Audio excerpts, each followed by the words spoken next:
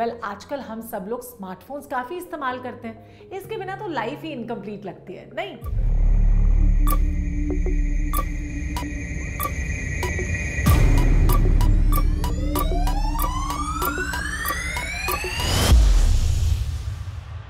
जब हमें इसमें एप्लीकेशंस डाउनलोड करनी होती है तो बिना देखे परमिशंस में क्लिक करके हम अपना सारा पर्सनल इंफॉर्मेशन उनको दे देते हैं, जैसे अपना कॉन्टैक्ट डिटेल, अपने फोटोज का एक्सेस, अपने इंटरेस्ट भी बता देते हैं, कभी कभी सोशल मीडिया एक्सेस दे देते हैं, लोकेशन एक्सेस दे देते हैं, है ना?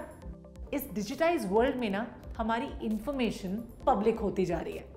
Yes, that's true. और इस इंफॉर्मेशन के पब्लिक होने की वजह से लोग किसी ना किसी क्राइम के ट्रैप में फंस जाते हैं। क्या हुआ, डर गए? वेल, डरने की बिल्कुल जरूरत नहीं है। द बिग बेंच है ना आपको सारी इंफॉर्मेशन देने के लिए। Welcome to the big bench daily. पिछले कुछ सालों में डिजिटल वर्ल्ड में बहुत तेजी से बदलाव हुआ है। सोशल मीडिया और दूसरे प्लेटफॉर्म्स यूजर्स के बहुत सारे डेटा को कलेक्ट कर लेते हैं और इस डेटा का कई बार गलत इस्तेमाल भी होता है। नॉट ओनली दिस, लोगों के फोन से उनके पर्सनल इमेजेस और उनके वीडियोस भी चोरी हो जाते हैं और ये पब्लिक डोमेन में चले जाते हैं। हमें पता ही नहीं चलता इस बारे में। कई बार तो हम खुद ही गलत लिंक पे क्लिक कर देते हैं, जिससे हैकर्स हमारा अकाउंट ही खाली कर देते हैं। तो इन सारी प्रॉब्लम्स की वजह से सरकार इस मॉनसून सत्र में डेटा प्रोटेक्शन बिल लेकर आ रही है, जिसके लिए सेंट्रल गवर्नमेंट लंबे टाइम से काम कर रही थी।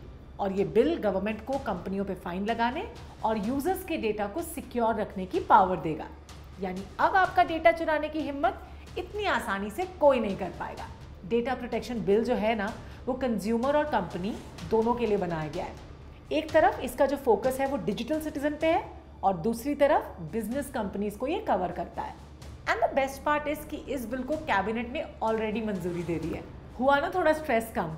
तो अगर आप सोच रहे हैं कि इस बिल के आने से आपकी लाइफ में क्या फ़ायदा होगा, तो ज़्यादा सोचने की ज़रूरत है नहीं, क्योंकि हम हैं ना आपको बताने के लिए।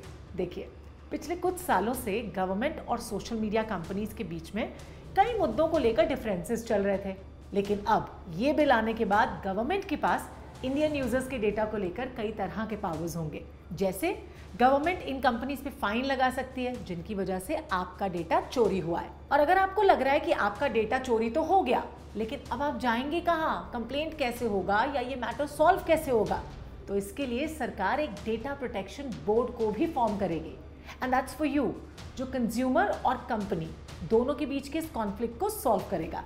तो अगर किसी प्लेटफॉर्म को ये लगता है कि इस लॉ का वायलेशन हुआ है, तो उन्हें इसके लिए डेटा प्रोटेक्शन बोर्ड के पास जाना होगा और बोर्ड के पास इसके अगेंस्ट कार्रवाई करने का पूरा अधिकार होगा। बोर्ड चाहे तो कंपनी पे कानूनी कार्रवाई भी कर सकती है। नॉट ओनली दिस, सरकार के पास फाइन के अमाउंट को डिसाइड करने की अथॉरिटी भी होगी। तो हुई ना गुड न्यूज़। अब द बिग बेंच पे बैठ के सोचने वाली बात यह है कि पहले जब आपका डेटा चोरी होता था तो आपको पता ही नहीं होता था कि क्या करना है, कैसे कंप्लेंट करना है या कहाँ जाना है।